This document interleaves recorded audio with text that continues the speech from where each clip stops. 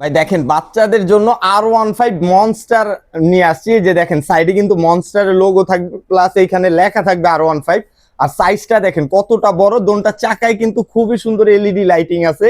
এটা কিন্তু বাচ্চাদের একটা বাইক, সিম্পলি আমি চালায় দেখে দেখেন এটা কিন্তু ম্যাক্সিমাম 180 কেজি ওয়েট নিবে। দুইটা বাবু একসাথে বসতে পারবে, গাড়ি থেকে নামতে হবে না, সামনে পিছনে ডানে বামে দোনো দিক মুভিং হবে।